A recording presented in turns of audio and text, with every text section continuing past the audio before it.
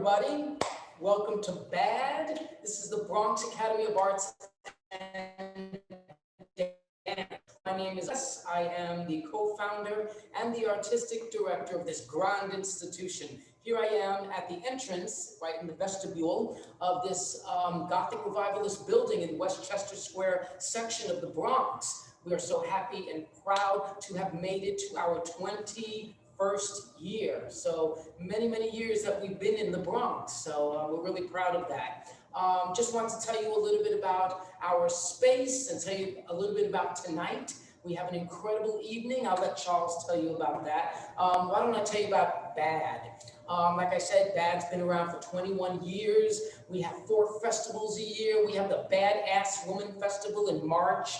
We have the Boogie Down Dance Festival in April and May. And in June, we have Out Like That, which is our gay, lesbian, transgender, bisexual, two-spirited, in the life, queer, questioning, curious festival. And if you have any more, we want them on our stage expressing themselves. And so there's that. And then right here at this moment right now, we have the Black Latinx Performance Series, and which is what we're in right now. And tonight is Courageous Conversations as a part of that. So, hey, we're gonna ask you if you could donate a little bit of money to us to badbronx.org. If you would do that, we would really appreciate it. And there's many different ways that you can support our space.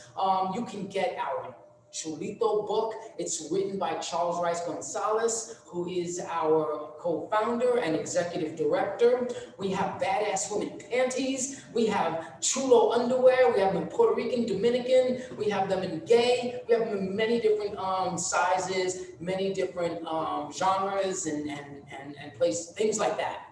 So I think that that's pretty much it. That's our space. We're so glad that you can join us. We have an incredible evening for you tonight. So I'm going to give it up to our co-founder and our executive director, and his name is Charles Rice Gonzalez. Hey everybody, well thank you so much Arthur for the introduction to this evening. We are here at BAD, live from BAD right now, and tonight we're presenting our Courageous Conversations series. Courageous Conversations began in 2017, and it's called Courageous Conversations, Strategies for Living and Loving in America. And basically, it was BAD looking into our community, looking at people who have done things, people who have survived, thrived, created things, have careers, and how do we, as LGBTQ people, become successful and continue moving forward, and how do we share that with other people? So Courageous Conversations creates a forum for that. So the way the evening will work is this. We have 2 guests tonight, the amazing Cecilia Gentili and Javon Egypt, and they will both be here tonight performing. What they will do is a little bit, an offering, they'll perform or share some words individually, and then we'll take a small break, and then we will have a conversation with them and with you, of course. You can put your information or your questions or your comments in the chat. And really, it's an opportunity for us to kind of share our own practices, share together. How do we do this? How do we continue to live and survive and thrive when sometimes our lives are swimming upstream? So that's the Courageous Conversations, and we've had so many amazing people in it. And tonight we have 2 wonderful people who we respect and we love. The first person that will perform today, that will give their offering, is Cecilia Gentili. And Cecilia, just to talk a little bit about her from her bio, and you can get the bio on the program, on our website. The programs are there. So she started Transgender Equity Consulting after serving as the Director of Policy at GMHC, the world's first and leading provider of HIV/AIDS prevention care and advocacy from 2016 to 19.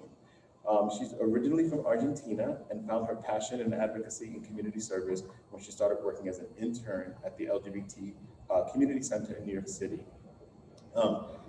Cecilia has done many things. Please check out her bio. But one of the things that she does is that she has fun with storytelling and has created shows. So tonight she's going to share a little bit of that. So please welcome Cecilia.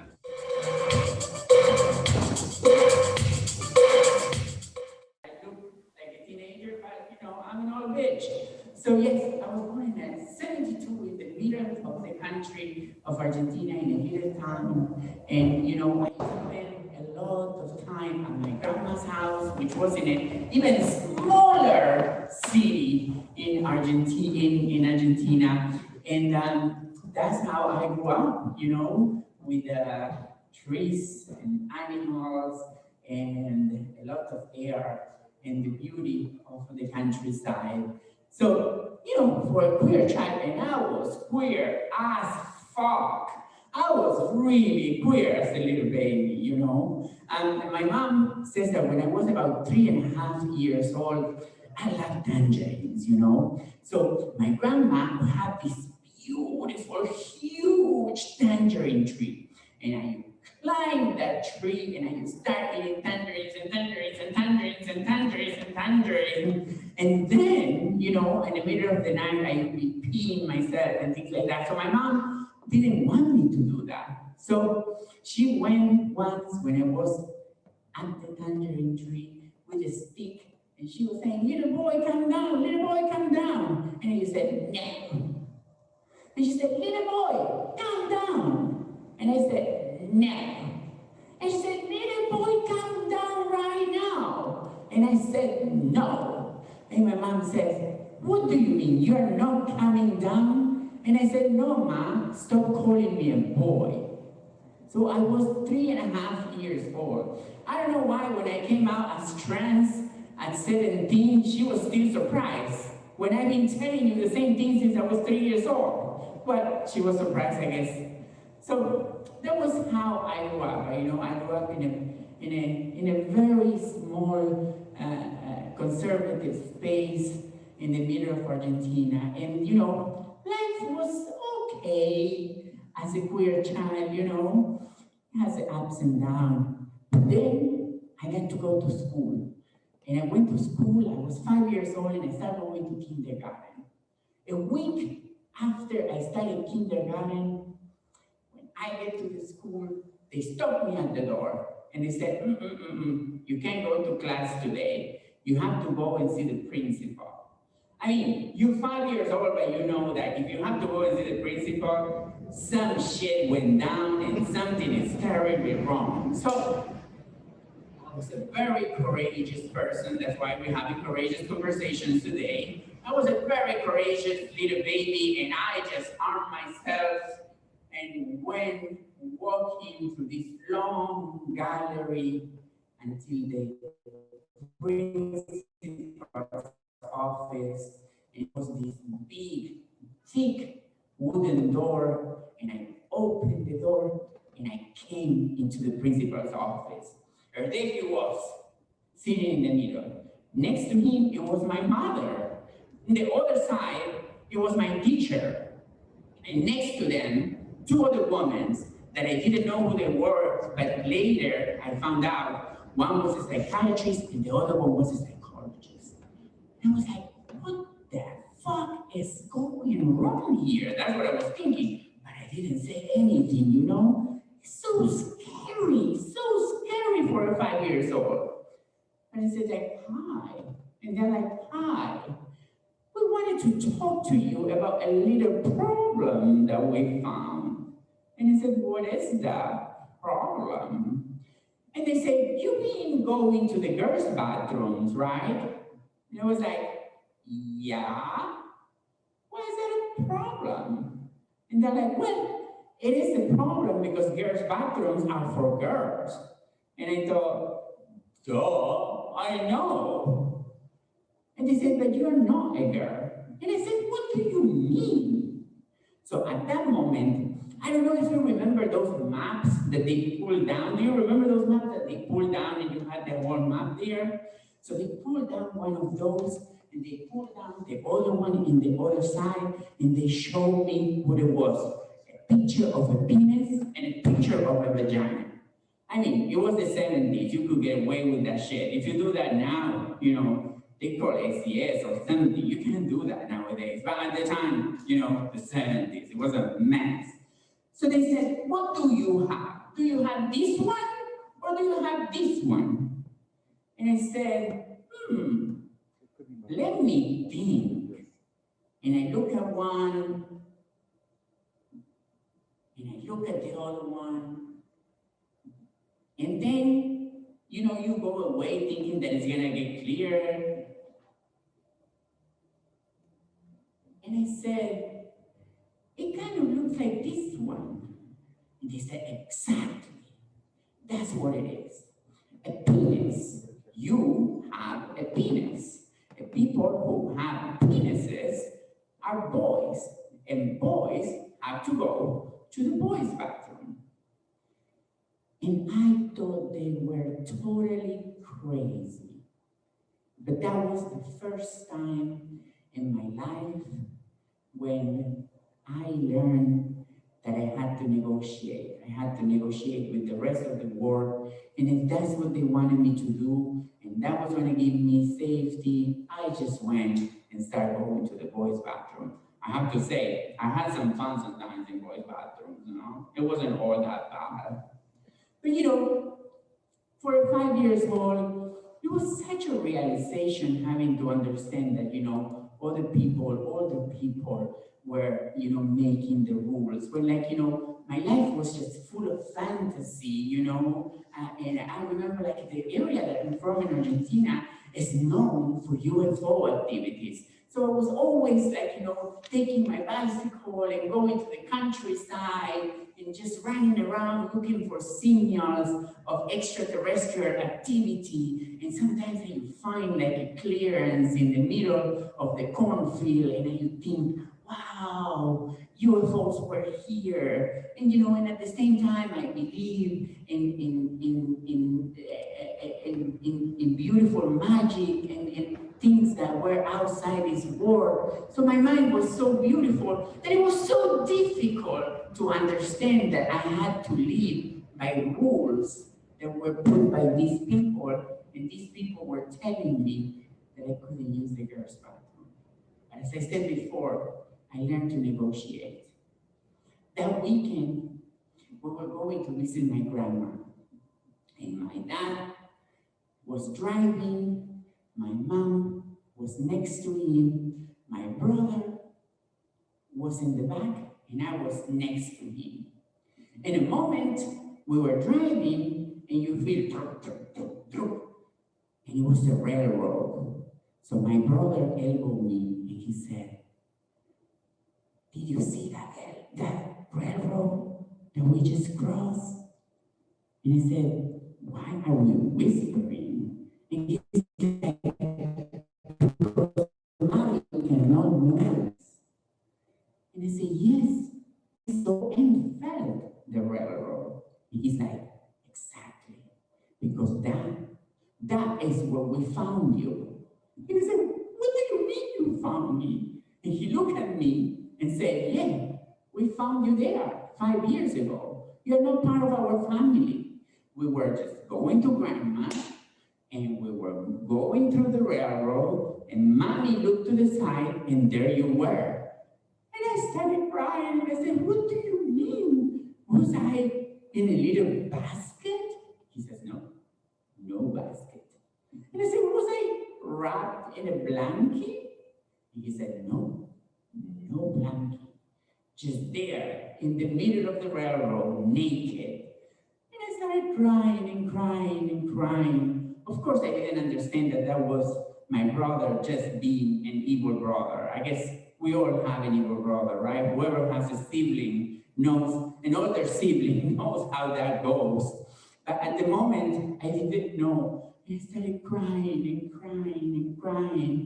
And when I got to my grandma's house, I look at my grandma and I said, "Grandma, I know, I know."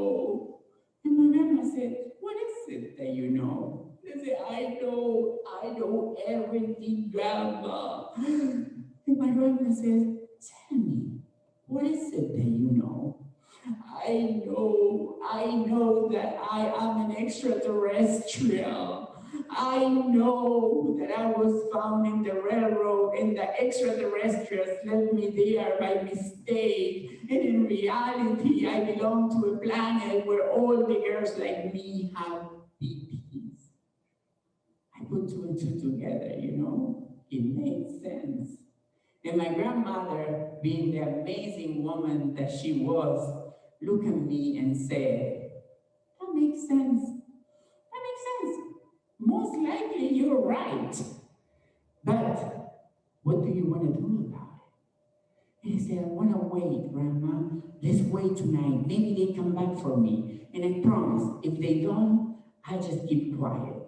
And she said, okay, let's do that. And remember the tangerine tree that I told you? So we camped under the tangerine tree with comfy chairs and some milk and some cookies. And we waited, looking at the stars. And we waited. And sometimes you would see a little star that was kind of titillating. And you said, maybe those are them. They're looking for me. Maybe they're coming. And my grandma said, maybe. And we kept looking at stars and kept looking at stars, and we fell asleep.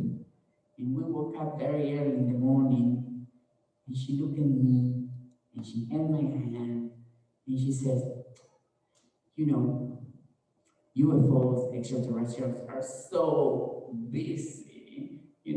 Maybe they didn't have time to come over. And I said, yeah, I was waiting. And she said, yes, they didn't come. She said, but you know what?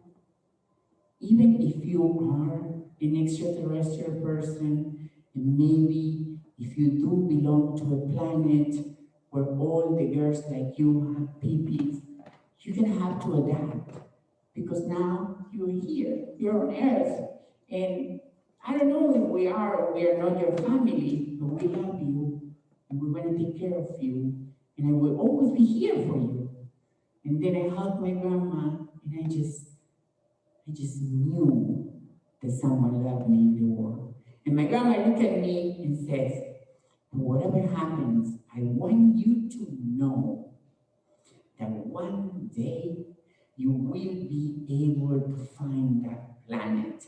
You will be able to find a planet where you feel normal, where you feel like everybody is like you, where you feel like you belong. And years went by, and I really never felt like I belong anywhere. And you know when all that changed? It changed when I came to New York City. And when I came to New York City, I met so many people, so many queer people, so many trans people, so many people that were free and live authentically. And when I was in this city, I felt like I belonged. I felt like I was home. And I remember the first day that I came to New York City, I met this beautiful, crazy as fuck, but beautiful Puerto Rican girl. Her name was Nina.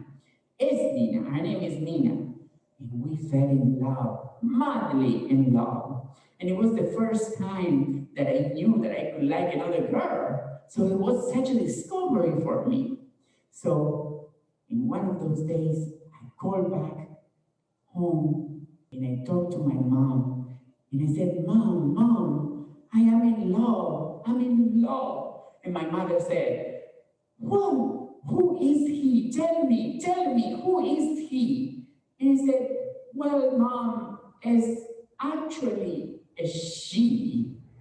And my mom says, espérate un momento, que no entiendo esto. What's going on here?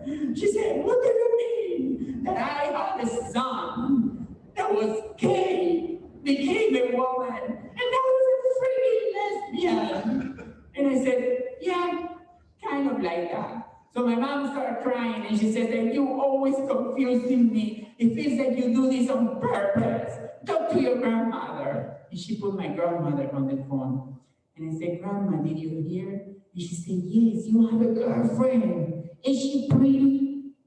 And I said, yes, Grandma, she's really pretty. And she said, I knew it. I knew you were going to find someone to love and someone who loves you. And I knew that you were going to find a planet where you would feel at home and you would feel like you belong. So it wasn't really a planet, it was a city. It was this crazy city that we call New York City, and that I call home, and that makes me feel like I belong, like I never felt before. So thank you, New York City, for making me feel like I have a place in the world. Thank you, everybody, for having me here. Thank you, Bad. Please take care of yourself, be nice to yourself, and please wear a mask, okay?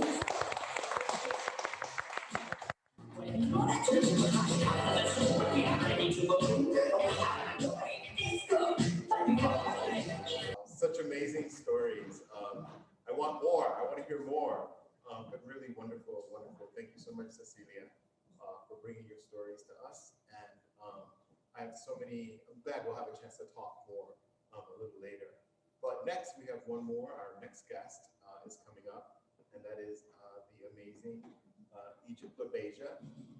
We love Egypt. Egypt has been.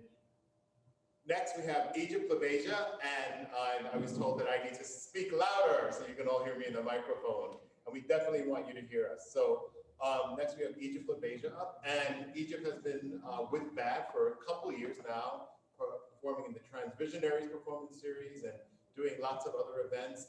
And we are so glad that Egypt is here with us today. I'm going to read a little bit of Egypt's bio. And it says Egypt started her entertainment career in New York City 36 years ago. It began at a place called Blues on 43rd in 1981. She performed at Blues for the next 3 years, after which she started working in New York City Midtown landmark bar called Sally's. And I wonder if I've ever seen Egypt at Sally's, because I used to go to Sally's as well. The bar closed its doors in 1998, and the 90s gave rise to other establishments like Midtown 43 and the Limelight. But Egypt has been performing in lots of clubs and lots of venues, has also worked doing social work, has been in films. I've seen Egypt in films as well. And the Egypt LaBeija Inspirational Showcase at the Christopher Street Lutheran Church happened in 2014. So there's lots of things that Egypt has done in her life. But tonight, Egypt is with us to share some words, to share some art, and we will have a conversation.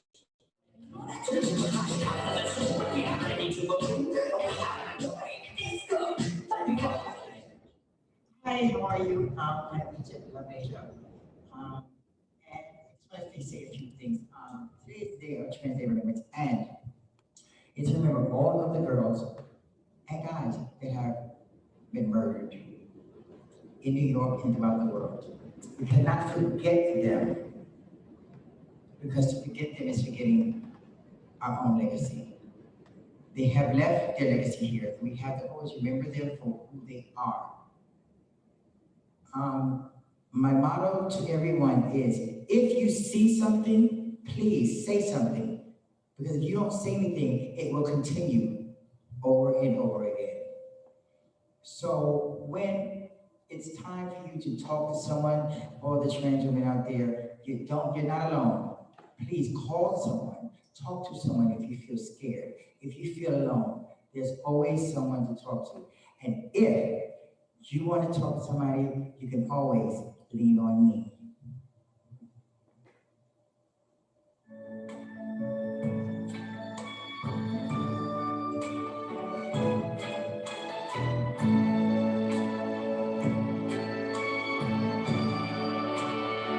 Just let me walk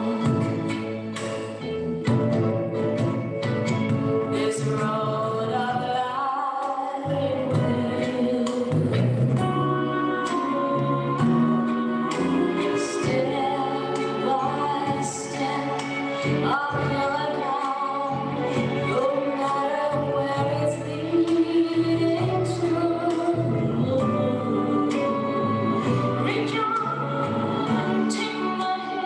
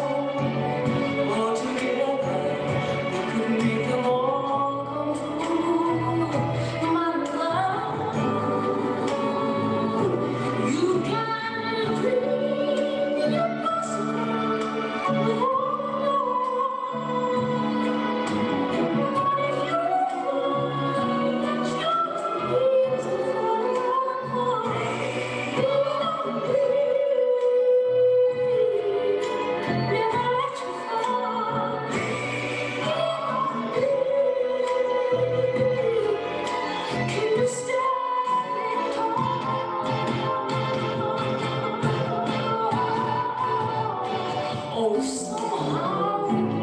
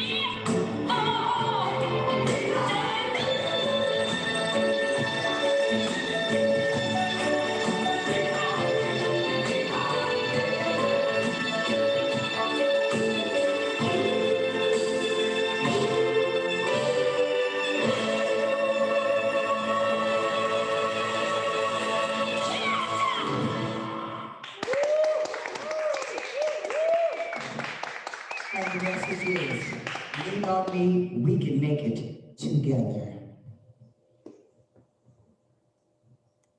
So we're going to go to the next segment, and please sit back, get a cocktail, get some food, because we're about to have a conversation.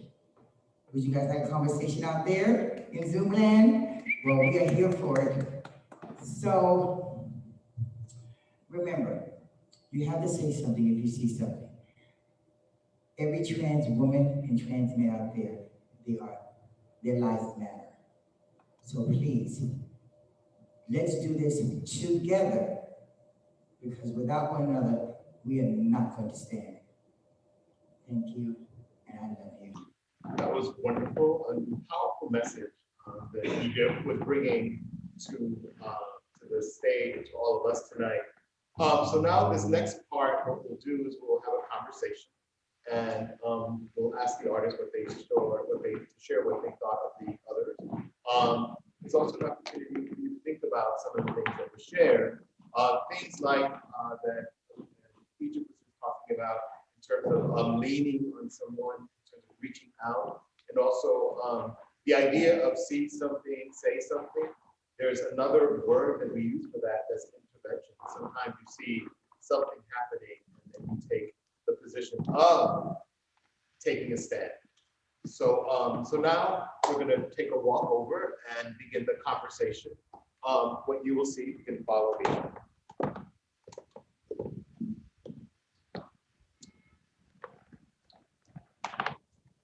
So I'm going to use this microphone for the second part because I'll be doing asking some questions and moderating the discussion. But we're going to begin tonight. You won't see me. I'll be standing behind the Zoom camera, and you'll see the two artists. So First, we want to thank them for their offerings. We asked them to come and offer whatever they want. And so we want to thank them for their offerings. We also want to thank you for being with us. And now we have an opportunity to talk about what we just saw, talk about anything that comes up. All of you are also welcome to put questions or comments, anything you want in the chat. And we will take a look at the chat and bring those questions and comments into the room too. So I'm going to begin by asking both the artists if they could just share something of any impression they had of what the other did. Since we just saw Egypt of Asia perform, we're going to ask Cecilia to begin to see what she thought of in Egypt, and then we'll have Egypt ask what she shared, any thoughts she had about what Cecilia was sharing. So we'll take it away from her. Here we go. Hi, my sister. How are you, my love? I am worried, sister. I am worried about your ears. They're gonna fall down with those earrings. It looks like they're heavy, my sister. I'm worried for your ears. They're just shanties. They'll be all right. And I see you didn't find a ring. You couldn't find a ring, right? No, just something, you know.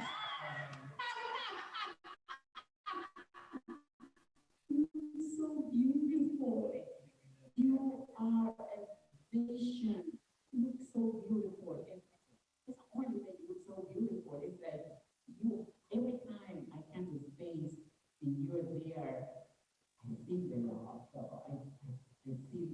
feel all the love that you have. And I remember when we met for the first time, and I felt that way from that moment, and every time I see you, I feel the love. So and that's something that only very special people have. So today in Translate Remembrance, that you were saying, you know, today we honor the lives of those that we lost, but I want to also celebrate the ones that we're still here, like you. You know, we have to celebrate each other. So today I celebrate you and I look at all your beauty and all your talent, and I'm happy to be in your presence. So thank you for doing this with me. Oh my goodness, that's really something. This, when they told me I was doing this with Cecilia, I was like, oh my God, it's like having a regular conversation. When we, like you said, when we first met. Egypt, I'm going to interrupt you for a moment because we're going to bring the camera a little closer so Sure. people can hear the sound. They're saying they can't hear it. And also, if you can speak a little I know I stronger. had to turn my mic the other way because this way I can't hear nothing.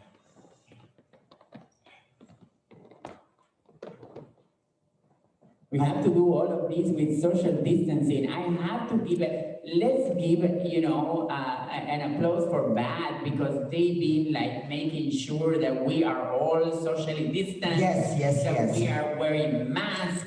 It was a person waiting outside with hand sanitizer for me.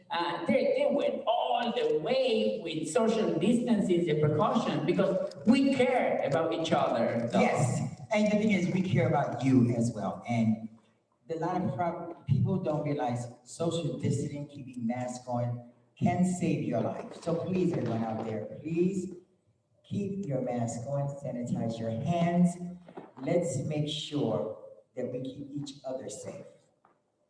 So Egypt, you were starting to respond to Cecilia and sharing. Well, Cecilia, since the first day I met you, I thought you were you're like that auntie that everybody wants. I was downstairs watching your little stage thing, and it was amazing because all you do is tell your story.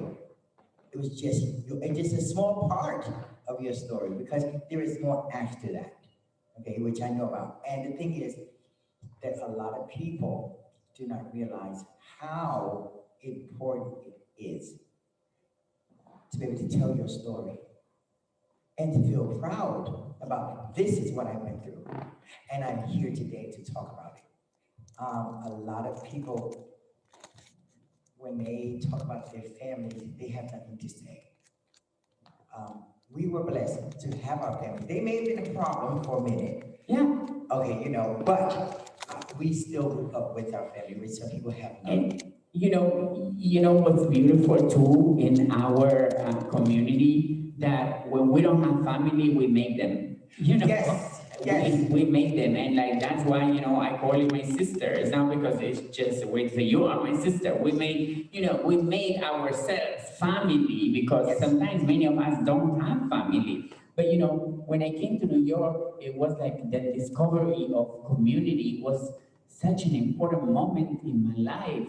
Finding all these trans people that were ready to love me, and I know that you experienced New York in the 90s, right? And Sally's and 2000s, and I wonder how was that for you? How was Sally's and working in downtown and all of that? Tell me a little bit. So the thing is, okay, so let me go back a little further. So because of where I grew up in the suburbs of Long Island. So out there, all this was unheard of.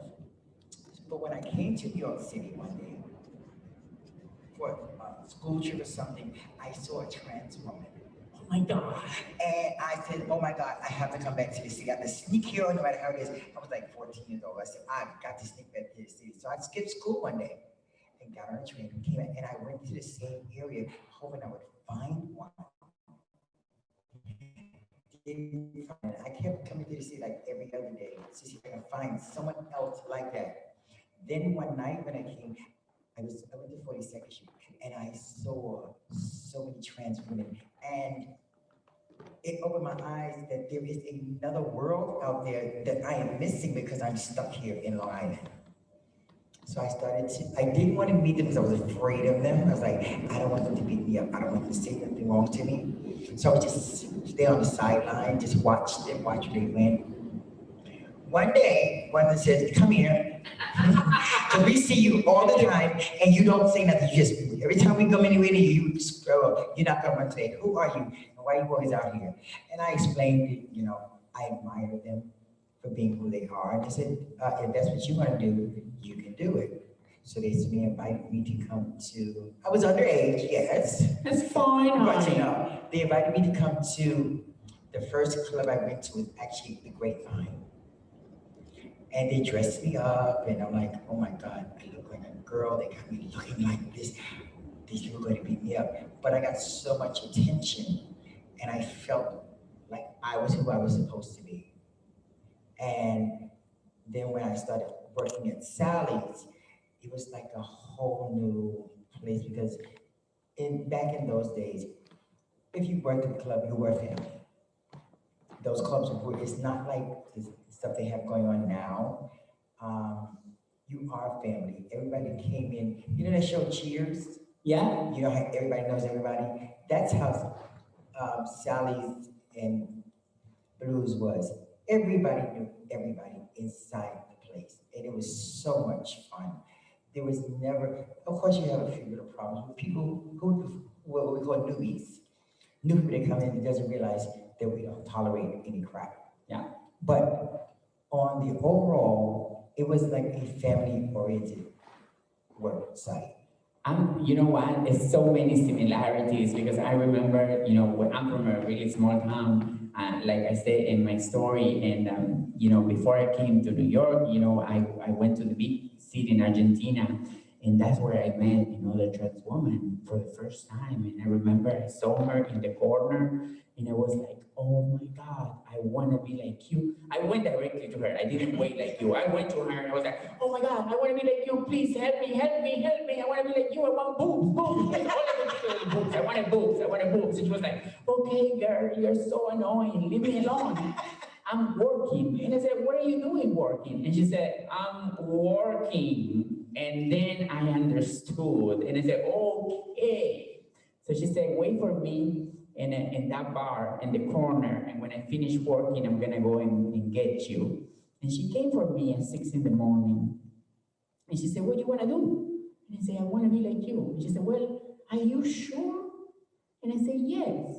And she looked at me and she gave me like The up and down look, yes. yeah, I said, I think you have a chance. I think maybe, yeah, we're gonna have to give you hormones. She's like, maybe a little nose pinch. So she started like imagining how I was gonna look. It was so funny to remember though. And she helped me with all of that. But I have to say, she told me something that kind of marked me for my whole life. You know, she said, there's three things that you need to know. You're gonna be a whore, you're gonna get high, and you're gonna die young. And all those things, you know, I kind of like thought like, you know, I don't have to, does not have to be my path in life.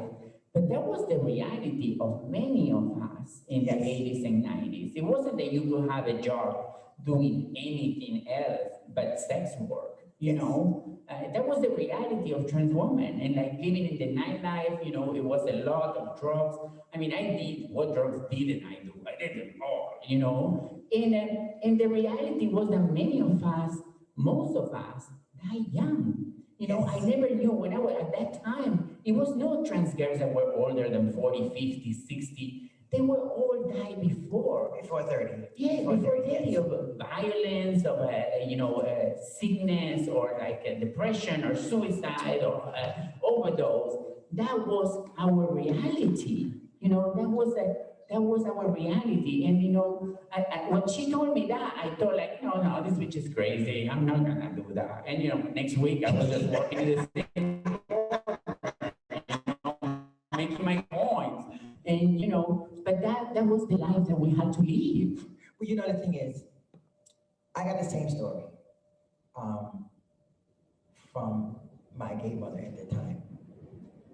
But then she told me, the only way to beat this is you have to listen to me. And I did get high. You know, we all have done it. We were on the corners, we've all done that. Okay, there's a lot of girls say, oh, I never did it. Well, that means you didn't grow up when I grew up. You grew up in the later years, okay, when you could get a job and go to school. Back then, there was no getting a job at the local supermarket or Macy's or anything else. You had to make ends meet. But then she showed me how to get on stage. You start making money with it. And I started to make money on stage. It was like, well, I don't have to sell my body. I don't have to do sex work unless I need to.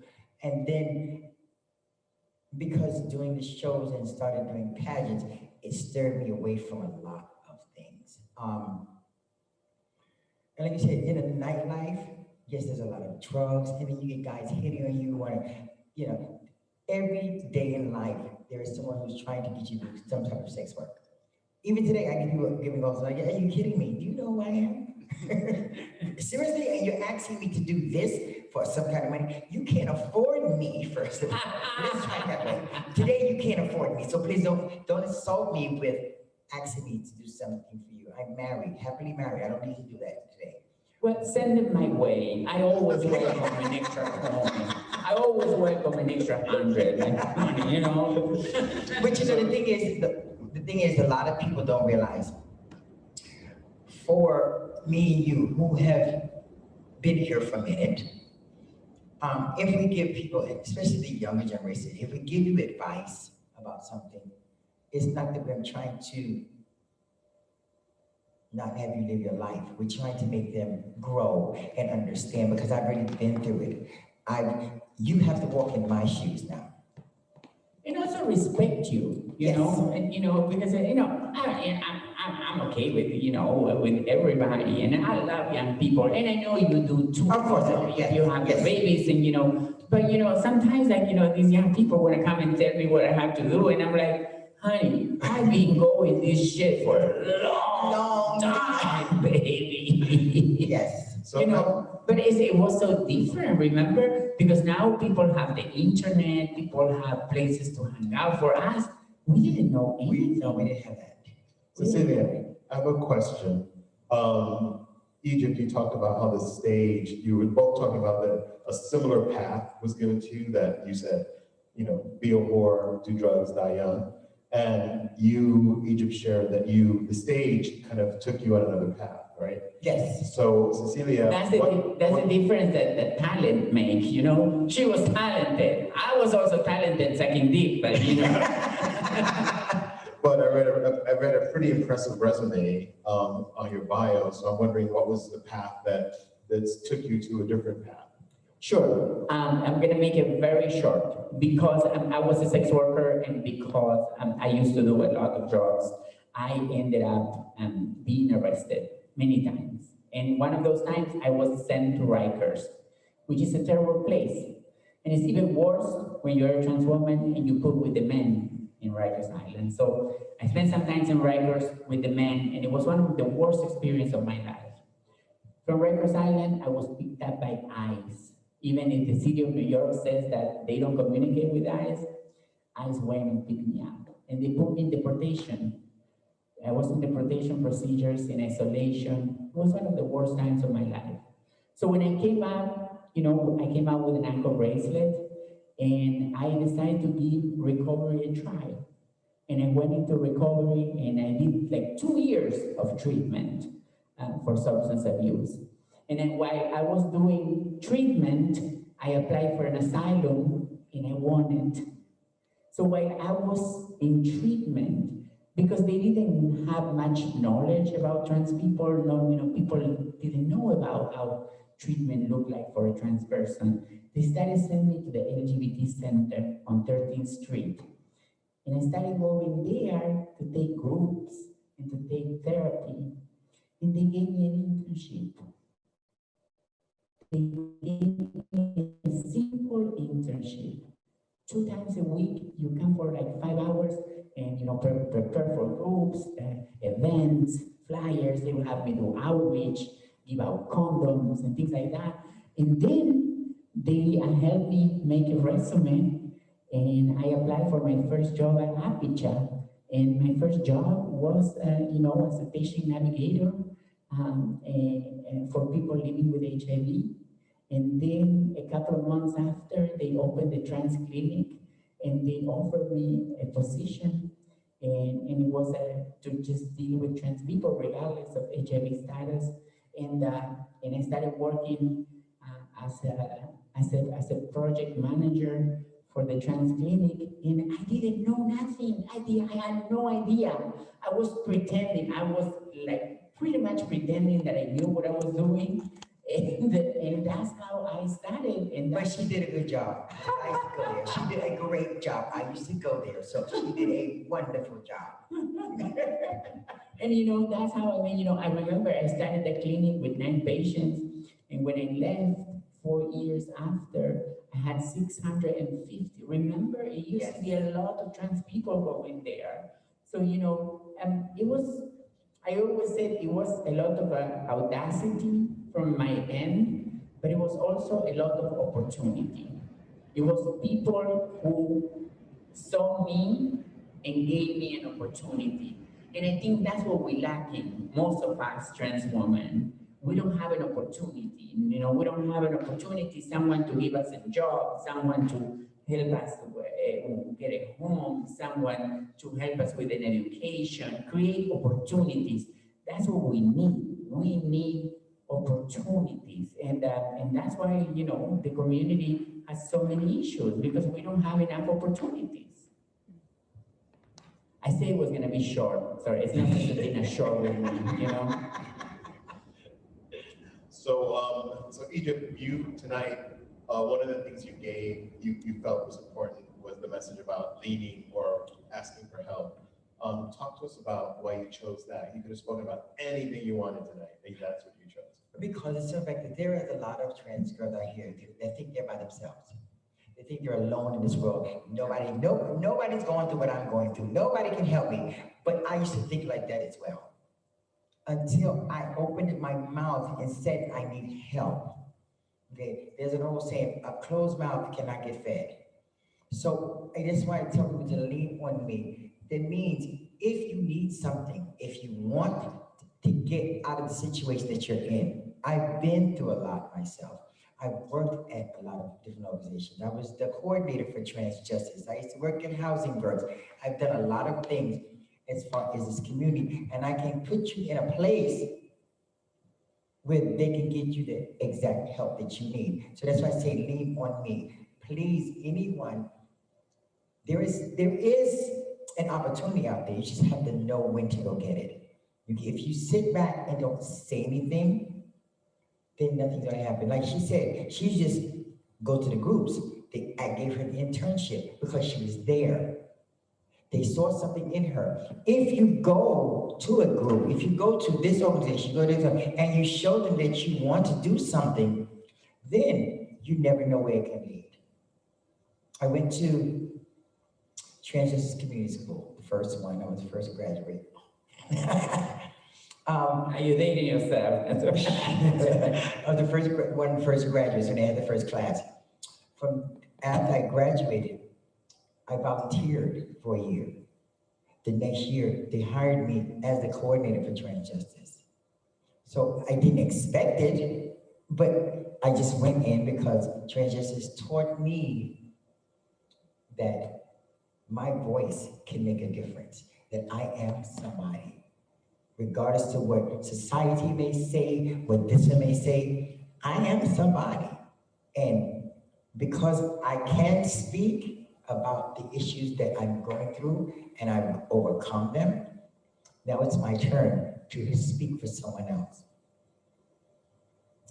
And you've been doing that for so long, because like it's not only that you're a performer, you're an activist. Yes. All your work around performance has like an activist meaning, and like I know that so many people trust you, and so many people have someone that they can call, that they can have a sense of family. So I have to thank you for that, because you've been doing this work for so long. And I'm really, really proud to call you my sister and have you as a friend. Thank you. The thing is, because I watch you grow and grow and grow from this position to that position. And when I see my sisters growing in this society, it makes me happy. It's like, if people would just look and pay attention, we are a good source in society. We make a difference, and that's the whole idea. Make a difference, and that's as simple as that. We make a difference in this world. Girl, I've been working like a maniac for the last 10 years. Like, I remember when I was in recovery, one of the things that stuck on me, it was one of my counselors told me, you have to find something that you like as much as you like drugs. And I found it, and it's community. I love my community as much as I love drugs. And I've been devoting myself to the community, and I've been working and working and working. I went from the center to Apicha, from Apicha to GMAC. I got to be the managing director of policy, and then something that you have never thought I would be able to do, work with elected officials, work with politicians, draft legislation, organize press releases and things like that. And you have never imagined. But again, it was people who saw something on me and gave me an opportunity. And then, that's a wonderful thing. And, now I have my own company and I'm my own boss, and I'm able to hire other trans people. And, I've been the happiest that I ever been. But I'm also tired because I work a lot, because I feel like I have to catch up though, Well, you are a fabulous actress too. Don't forget that part. She's a fabulous actress because she was unposed. She played the embalming lady. Miss Orlando. And, she was absolutely fabulous. And that's the thing about you. If they give you anyone that gives you an opportunity, you don't give it 50%. You give it 100%. And that's what I admire about you so much, because you don't. Okay, you're giving me this chance. I'm not going to half-step it. I'm going to go all the way in and beyond some. And with what we do is show everyone else that if I can do it, so can you. And then that's the whole motto of everything. It's just why I always say lean on me, because I can help you get through this if you just tell me you need help. Well, I don't know if anybody can look as fabulous as you do, though. Look at you. You look fucking amazing, my sister. You look so beautiful. The thing is, I pride myself on my appearance because I am, and I don't pride myself, but I'm so happy with my appearance because at my age, to look like this, it's not easy. I am 4 years short of 60. Oh my God, my Yes. sister. Well, as you're all praising each other, I do want to share something from the internet. Yes. Somebody named Carlitos commented, and I just want to read. I have to head out, but I want to say that growing up, you both have been an inspiration and rock in the community. Thank you for the wonderful art shared. My question is, in a society that is so pro-violence, what do you need from us cis men that love you in order to thrive? Ay, gracias, Carlitos. We need cis men who love us out there, who can show that they're proud to be our partners, so are, can show that they are not ashamed of being our partners, and who can see us as who we are, women. When we think about like all the trans women that have been murdered Yes. in this year, we have about 37, I believe. And a lot of them with their partners in their house. Most Yes. of them were murdered by their partners. And the thing about the whole thing is that these partners, they probably wasn't even a year they were together. They probably meet these guys and they say, okay, let's move in together after 2 months.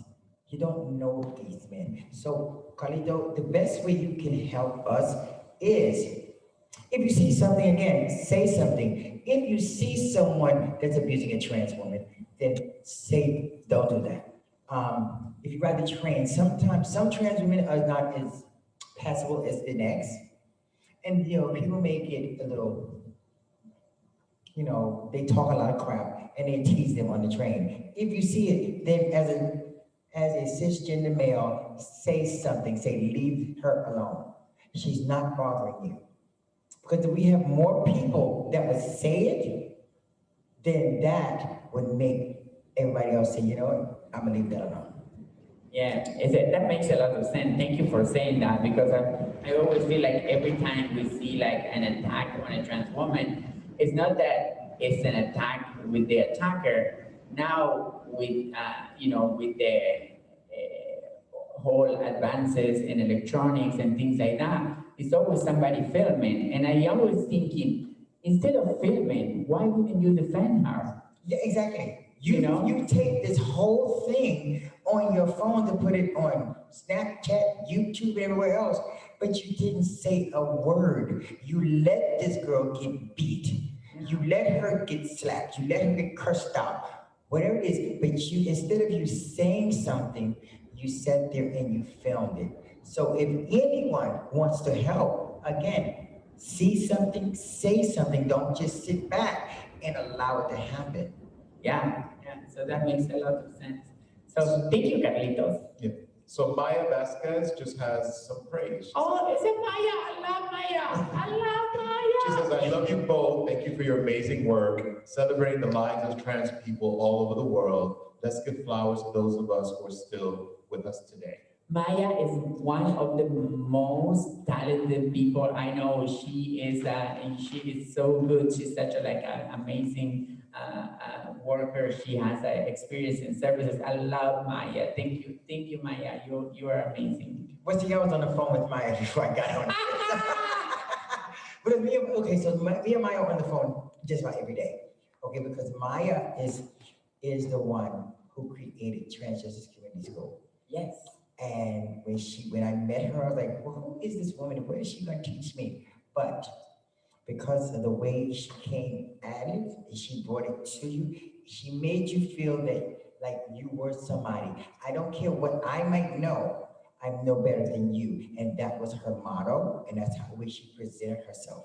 So Maya, thank you again. I'm saying it publicly. I say it to her all the time in private, but I'm saying it on live. Thank you, Maya, for showing me that I am somebody, that I can make a difference. Oh, that's such a statement, sis, because you are somebody, and so am I, and so is Maya. Every trans woman, we are somebody, and That's amazing. I also have to say that Maya is also a lot of fun. She's the key, huh? Yes, she is. And the thing is, Maya can sing.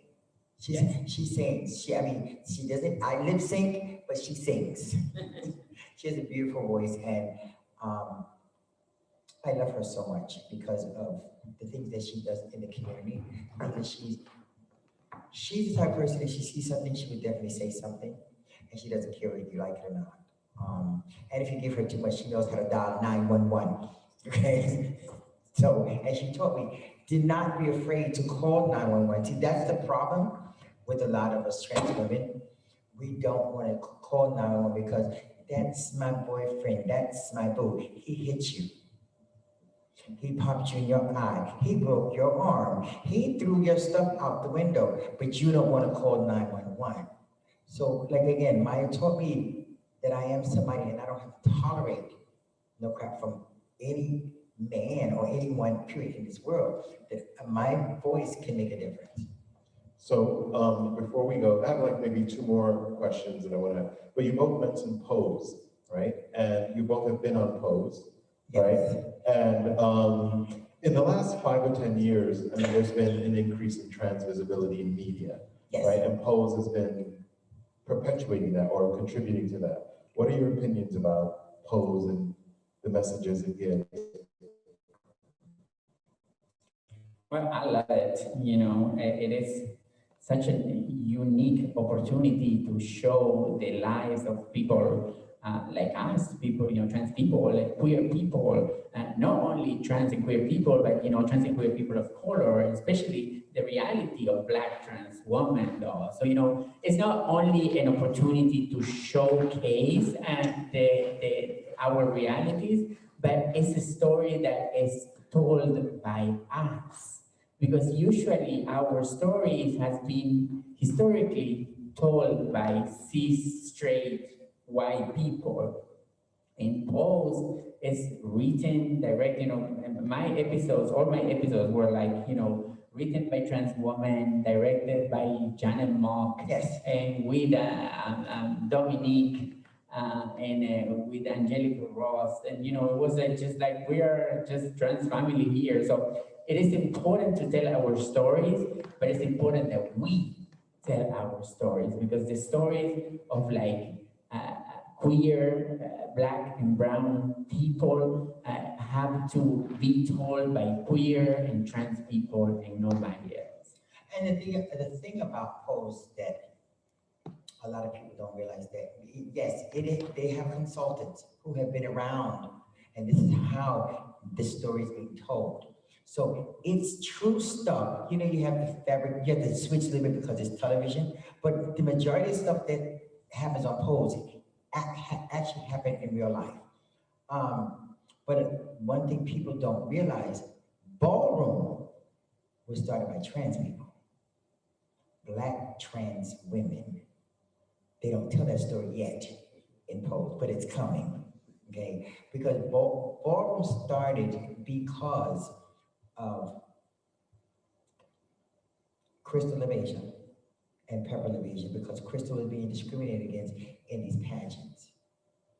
And her and Pepper decided, let's do something for us. So it started out as just regular balls where the girls were coming in competing against each other to win trophies and prizes.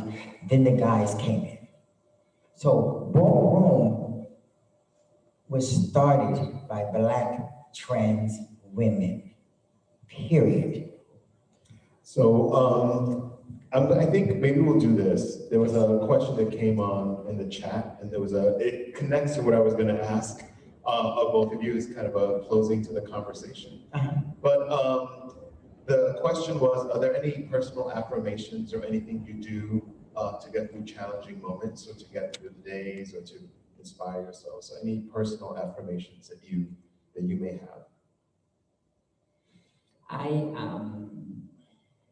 think as a trans woman and, as an immigrant, as a person who lives undocumented, as a sex worker, as a person who used drugs for many years, I feel like, now in my new reality and the life that I live, people too many expectations to me, right? That I had to be pretty, and that I had to be look this certain kind of way, and that I had to do all this work, and I have to have all the answers, and I have to do this, and I have to do that. And so my affirmation for myself every day is to remember that I am enough, that I am good enough, and that I don't have to please anybody but myself. So I think most of the good changes that happen in my life that make me happy nowadays started when I realized that the person that I have to keep happy the most is me, and that I have to sometimes be a little bit selfish and think about myself, because if I'm not doing good myself, I can't help anybody. So my affirmation is like, I am enough, you are enough, we are enough, and we don't have to demonstrate anything to anybody. Okay, so my affirmation basically is because I wake up every morning and I'm blessed because I woke up. And what I do to keep me going every day is I remember yesterday. When I say yesterday, I'm not talking about the day yesterday. I mean yesteryear, from where I was to where I am now. And when I look at myself over the years for what I have accomplished, not on anybody else's terms, but on my terms. Because a lot of times, like she said, people give you all of this. You must do this, you must do that, you have to do that. I can't do, Rome was not built in a day. So to build this temple, I had to do it bit by bit by bit. And so basically my affirmation is to live for today and remember yesterday, because we'll grow tomorrow. If we make it tomorrow, we learn, live for the day and tomorrow. But I think those words seem to close the evening. So I'm going to put my mask on. We had to move the camera, and I was moving in a different place, but I'll put my mask on. We can close Say me out. first. We can close out. So thank you both for these words. I mean, this is going to live on our website as well, so people can see it, and we'll definitely give you the link. I mean, it's been so beautiful to hear you both. First of all, the relationship that you both have, you brought it tonight. The words you said about community, that one of the things that is so important. You also speak as if, I don't know, I don't know Maya, but you speak, all of you speak like you know each other. There's this big, powerful community. And I think inside of that is that power as well, and also the words you just shared. So on behalf of all of us here tonight, we want to thank you for being a part of this courageous conversation and really speaking your truth and speaking your affirmation. And we want to thank all of you, those who participated and gave comments. In true bad tradition, we're going to do what we do in a moment. But first, we thank you all for being here. We thank tonight's program because tonight's program was sponsored or received support from the Shelley and Donald Rubin Foundation and also the New York City Department of Cultural Affairs. So we always have to thank our those who support us. And that continues. We will be doing more programming tomorrow night. We have dancers coming, and we have from Dancing Your Future. So we have 3 amazing dancers: Alicia Bauman Morales, Kayla Hamilton, and Roro Yee will be here presenting their work tomorrow. And we continue, and we're going to be doing Los Nutcrackers at Christmas Carajo this year in December. So we're going to keep it going here, Dad. We thank you all. We thank you for persevering. We thank you for giving your words and your inspirations to us. And we're going to do taking a moment. Thank you to Arthur. Thank you to Lily Bo. Thank you to Anita. Thank you to Lamar. That's the crew who is helping here and remotely. And yes, and we thank you all. So have a great night. We're going to turn on the disco ball as we normally do here at BAD. We're going to turn on some disco music, and you can party and hang out. So, and as we do today, the Day of Transgender Remembrance Day, we do this beautiful program to remember our brothers and our sisters who have passed and celebrate, as you said, those who are thriving and living. Thank you. DJ, take it away.